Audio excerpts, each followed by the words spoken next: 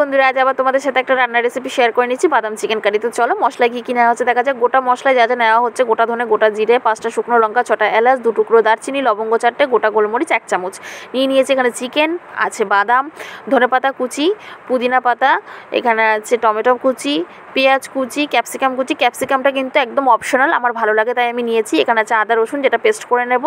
কড়াইটা একটু গরম হয়ে যাওয়ার পরেই দিয়ে দেব শুকনো খোলাতেই বাদামটা ভেজে তুলে নিয়ে সেই কড়াইয়ে তেল দিয়ে পেঁয়াজ আর ক্যাপসিকাম কুচিটাও দিয়ে দিলাম। পেঁয়াজটা একটু নরম হওয়া অবধি ভাজতে হবে। তারপরে এই যে গোটা মশলাগুলোও তেলের মধ্যে দিয়ে দেবো। গোটা মশলা, পেঁয়াজ সব ভালো করে একটু ভেজে নিয়ে দিয়ে দেবো টমেটো কুচি আর বাদাম। টমেটোটা নরম হওয়া অবধি ভাজতে হবে।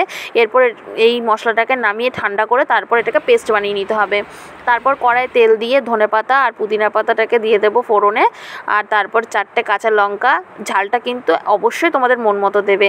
এরপরে দিয়ে দেবো আদা রসুনের পেস্ট, তারপর হলুদ গুঁড়ো, নুন দিয়ে ভালো করে একটুখানি কষিয়ে নেব মশলাটা। তারপরে দিয়ে দেবো চিকেনটা যখন ভালো করে কষানো হয়ে যাবে দিয়ে দেবো জল দিলে পরে যখন চিকেনটা ফুটে উঠবে, যে মশলা ভেজে পেস্টটা করে রেখেছিলাম সেই পেস্টটা দিয়ে ভালো করে ফুটিয়ে নামিয়ে নিলেই রেডি হয়ে গেল আমার বাদাম চিকেন কারি, যেটা পরোটা বা রুটি ভাত সব দিয়েই ভালো লাগবে।